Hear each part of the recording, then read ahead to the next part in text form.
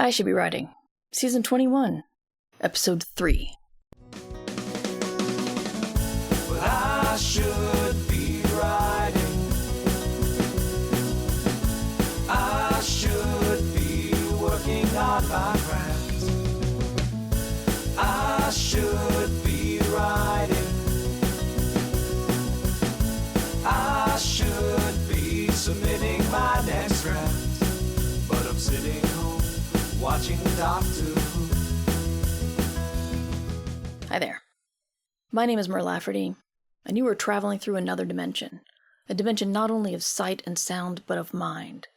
Well, a dimension not only of audio and of podcasting, but fury. I thought this would be clever. It's not. If this is the first time you've listened to my show, please, please, please go to any episode before episode 3 or after episode 6 if you want to hear what the first part of the show is supposed to sound like.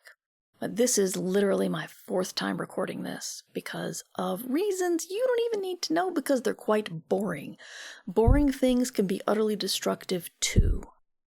But my name is Mer Lafferty. We do a podcast for wannabe fiction writers. We usually do it well. And I say we, but I am a one-person shop here. And that's why things get behind, and that's why things sometimes burn in a fiery garbage fire.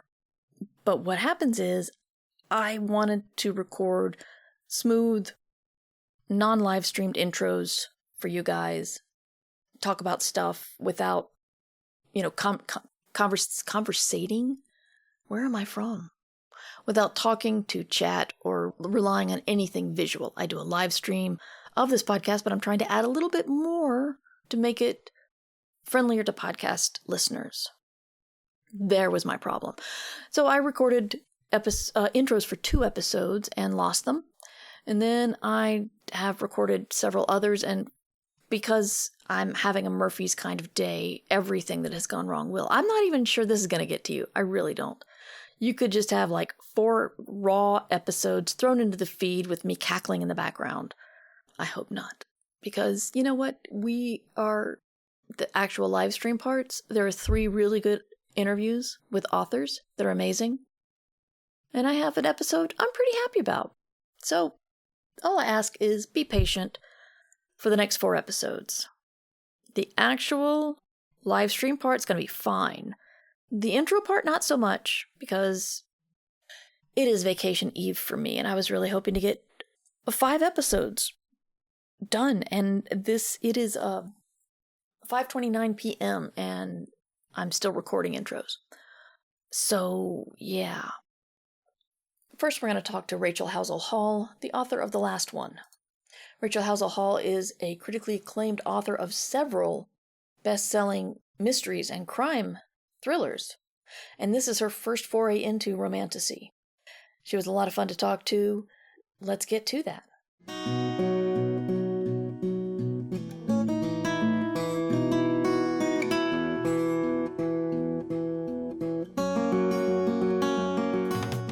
Yeah, I'm very happy to welcome Rachel Howzell Hall to the show at last. We're gonna get started shortly on the official interview, but want to say hi to Underpope and Crystal Breyer in chat.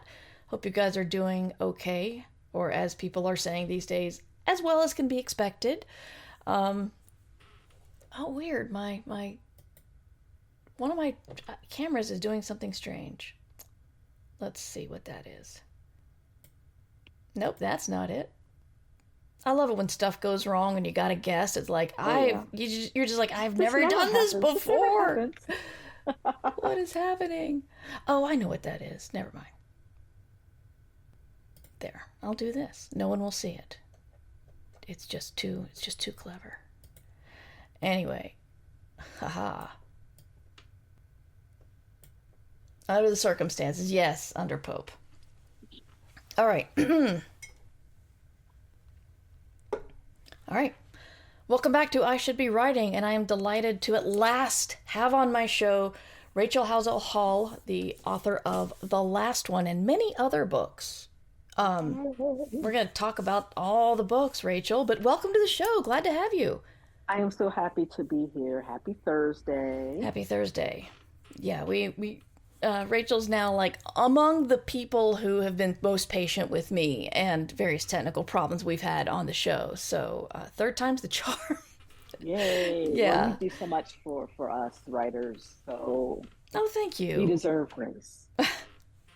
Thank you very much. That's very sweet.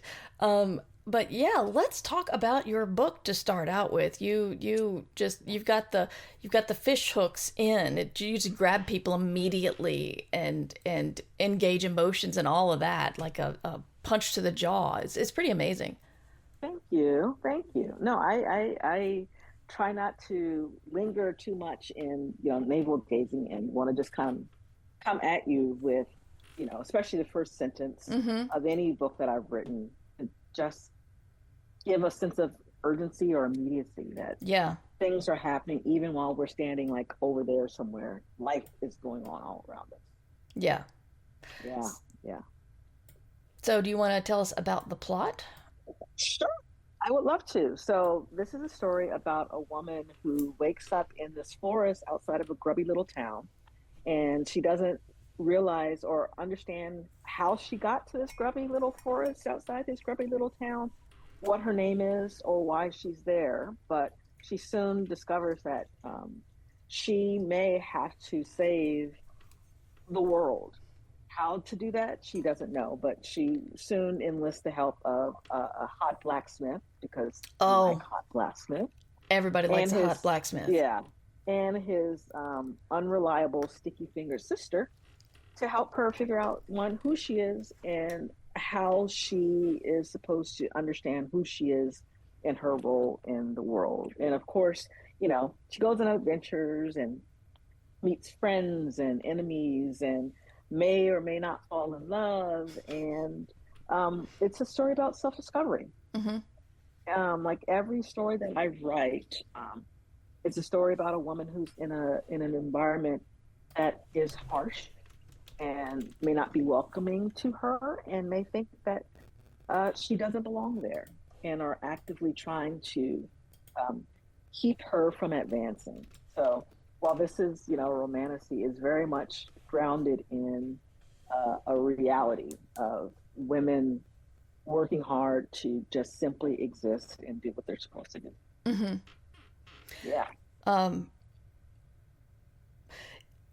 want to talk about genre, because this is marketed as a romantasy, but also this is not your first book. This is your 13th, 14th? Yeah, somewhere 14. around there. But your first fantasy, right? My first fantasy, yes. Yes. Let's talk about like what other genres have you written in, and what made you move to fantasy? Well, I have published in the crime mystery genres. Like the bulk, if not all of my stories are crime mystery. And I love that genre because, one, life is basically a crime story, right? It's trying to figure out, what am I doing today? Why did that thing happen yesterday? Who am I now that the world is this? And I was always fascinated with why we do things to each other, even if it's not necessarily a crime that's on the books that you get arrested for. Why do we do like small hurtful things to each other? And crime and mystery are the perfect kind of genres for that. I've gone from police procedurals to suspense stories with single characters who are all in some way, like I said, that woman who is looked at outsider. I think crime and mystery are great vectors for all kinds of stories. And even in the last one, I managed to work some crime and red herrings and reveals and twists and turns into this story, because even though it is, an otherworldly story, there is that mystery of, who am I and what have I done to deserve what's happening to me? So even though, this is a romantasy with, some romance and some fantasy, but you boil it down and it's still mystery.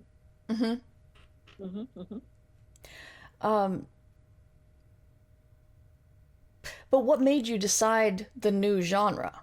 I know you're bringing in old elements Right. of it, but Right. it just the whole concept of genre always is really interesting to me because each genre has its own rules, and when you cross them, Yes. that's when it's either awesome or you turn off Not so fans much. from two groups. Yeah. so Yeah. so what made you So what decide to take that jump?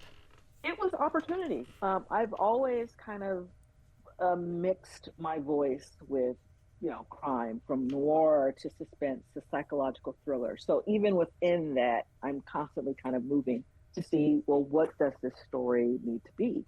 But I've never, thought beyond that.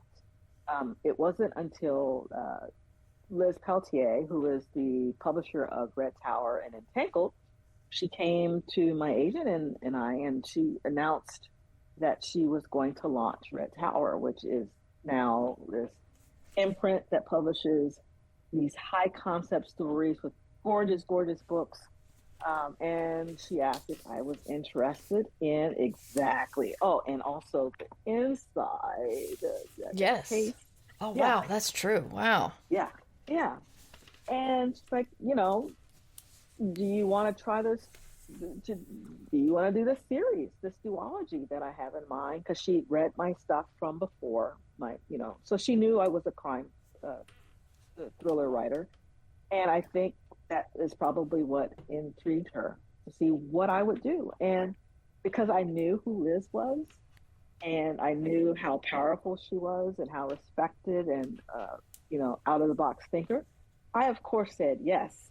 Yes, I will try this new thing and I will learn how to do it. I wasn't unfamiliar with fantasy, at least not as a genre. I am a gamer, so I constantly am in the world of fantasy, from Baldur's Gate 3 to Elden Ring, to like all the games. And I was also an English American literature major, so I read, formally, all the classics, including, Tolkien and C.S. Lewis and all the rest of it. And I grew up in church, so there's that kind of literature background. So I was comfortable with the genre as a reader, but coming in as a writer, it's a whole different thing because, like you said, there are rules. Mm-hmm. And the biggest rule for me to accept and understand and fully realize was just how big of a world you're including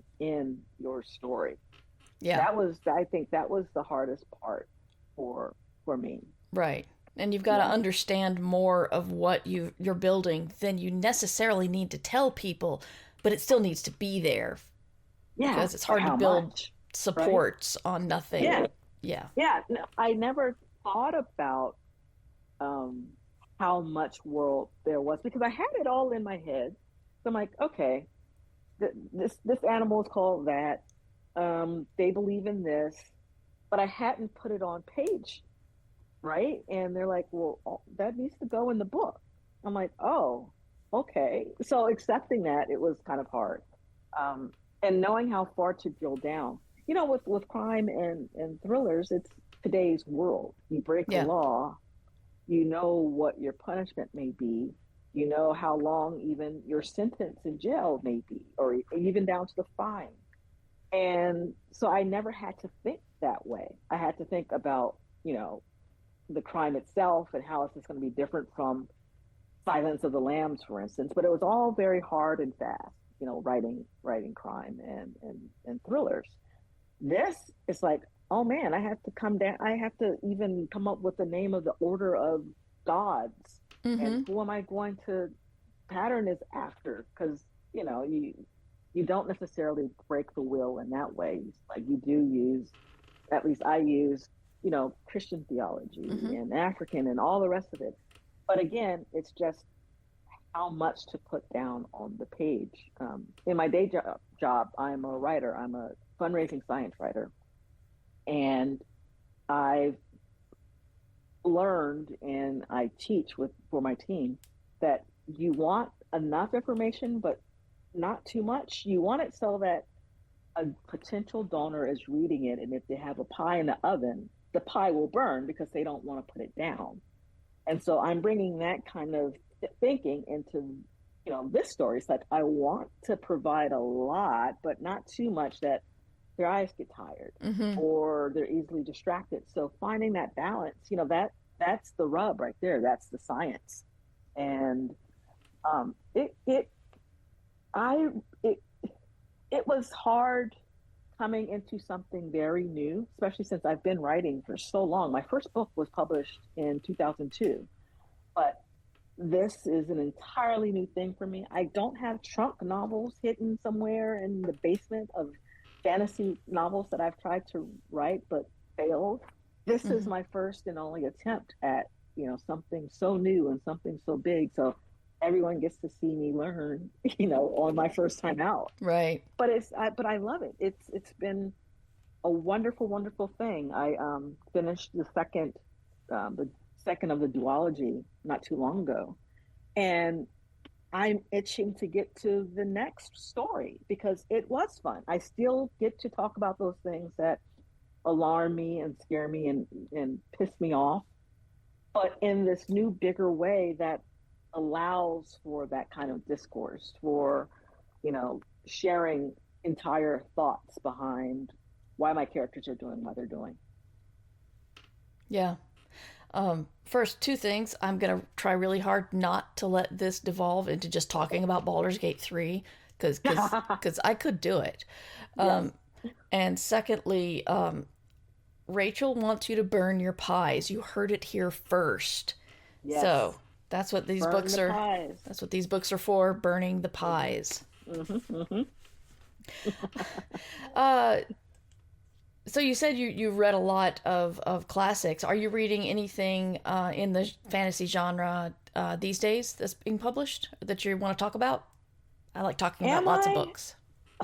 Not right now, only because I'm actively writing. Mm-hmm. When I'm actively writing, I try not to read anything because, like every writer, I get depressed when I read something really good.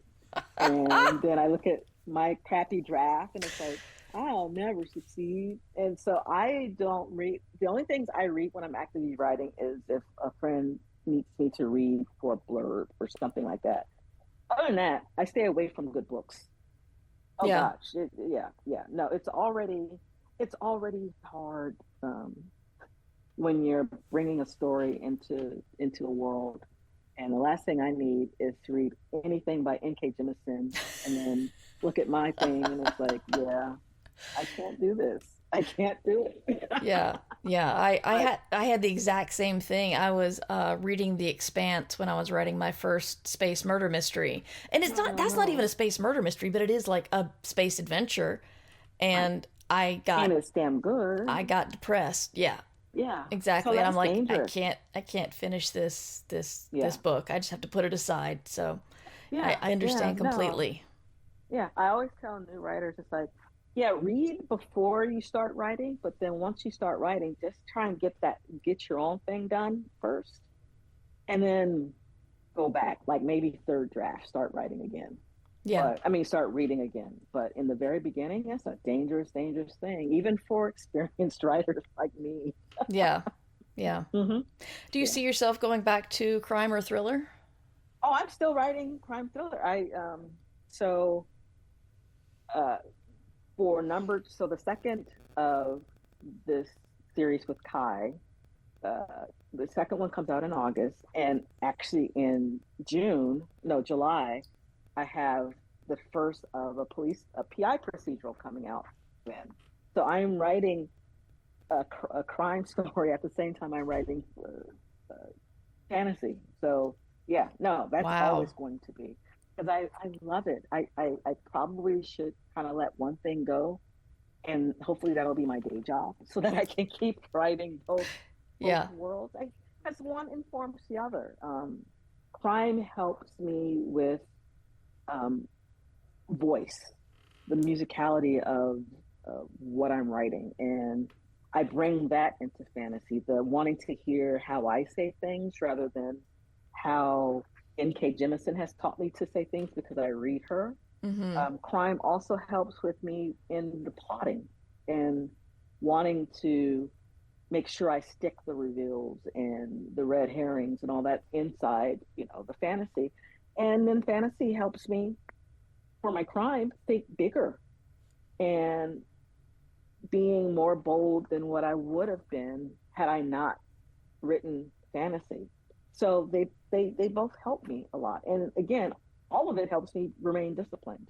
You can't write any kind of story if you're not committed to, sitting your butt in the seat and doing it. I get up every morning at 4 o'clock, except when I'm on true vacation and Christmas morning, and I write every day. And that's how I get it done every day, 4 o'clock in the morning till about 7 o'clock. And that's Wow. when I start my day job. Yeah. Because that's the only time I had when my daughter, I have a 20-year-old daughter, she's in college.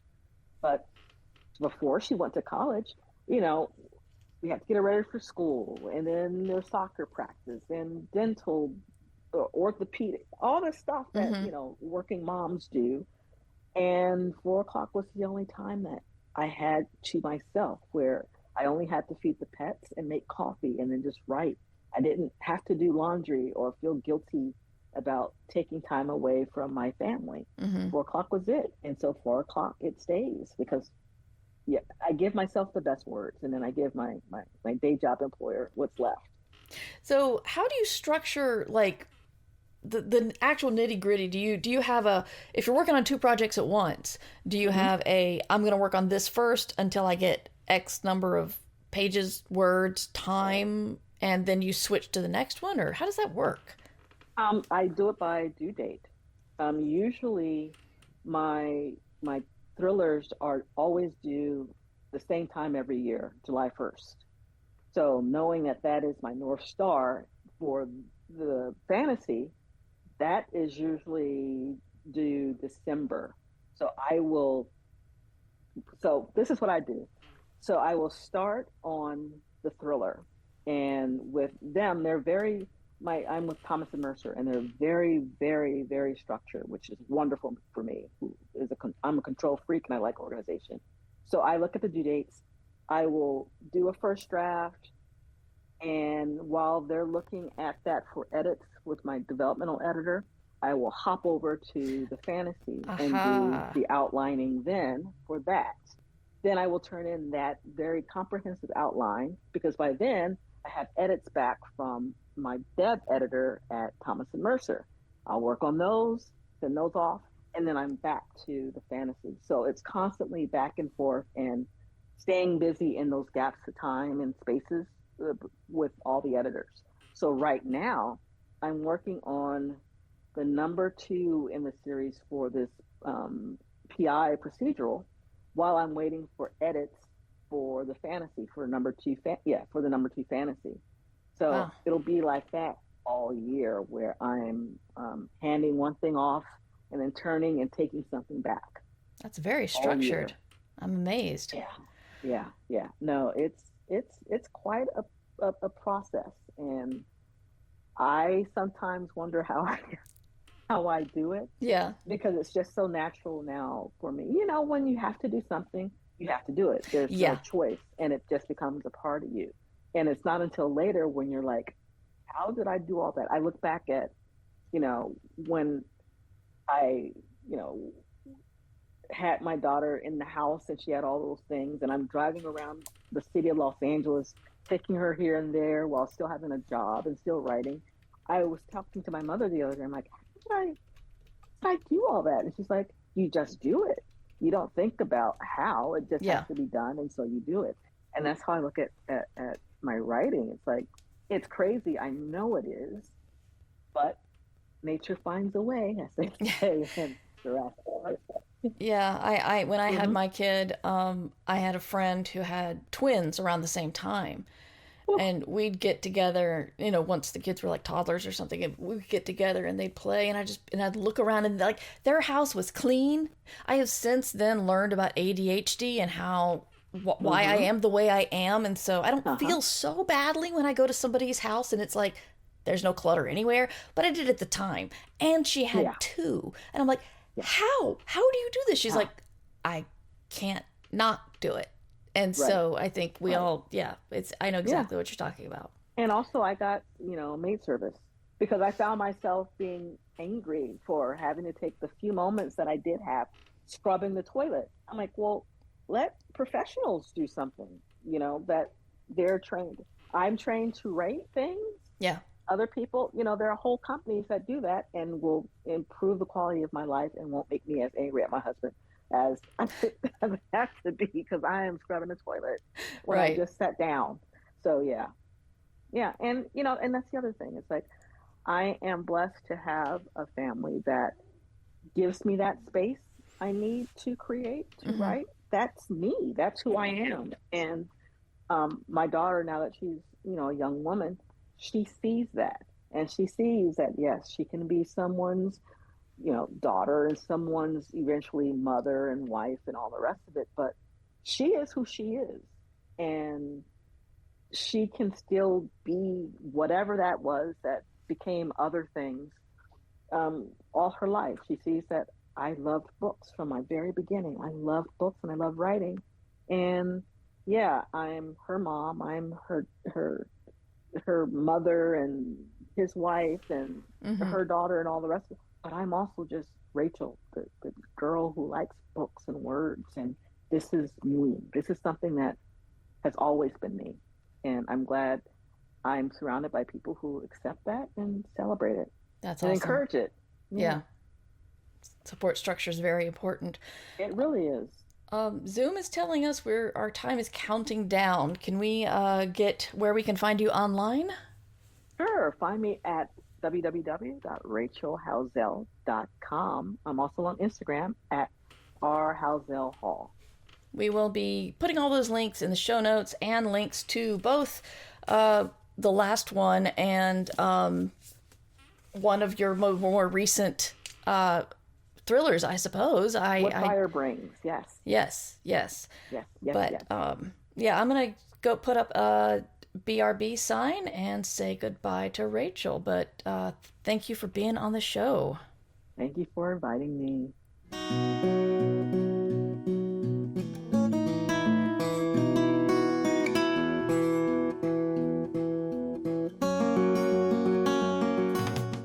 Thank you to my guest, and thank you to my listeners for listening to I Should Be Writing. If you are not a Patreon supporter, you should know that interview goes on a little bit longer, and that is available for premium subscribers for the $3 level. It's not a lot. You get access to all the archives when I get the archives all cleaned up, but all the archives and all the extended episodes. So check that out, patreon.com/MightyMer. You can find me at twitch.tv/MightyMer is where we do the live stream Thursday afternoons, 3 p.m. Eastern Daylight Time. Merverse.com is where you can see the blog show notes, all of my episodes, all of my books. Oh yeah, and it's Hugo nominating season, so keep me in mind if you're a Hugo nominator. But I gotta get moving, so I apologize for the repetitiveness of the end caps, but it's what we gotta do. So, I'll see you next time. You should be writing. Thank you for listening to I Should Be Writing, the longest-running writing podcast in existence. This episode was made possible by the Fabulous, who support the podcast via Patreon or Substack. Join the Fabulous at patreon.com/mightymer or mightymer.substack.com. Theme music provided by John Anelio. Art provided by Numbers Ninja. And podcast hosting provided by Libsyn. This episode is released under Creative Commons Attribution Non-Commercial No Derivatives 4.0 license. You can find all of my books and podcasts at merverse.com. I should be writing. I should be submitting my next draft, but I'm sitting home watching Doctor Who. I'm sitting home watching Doctor Who.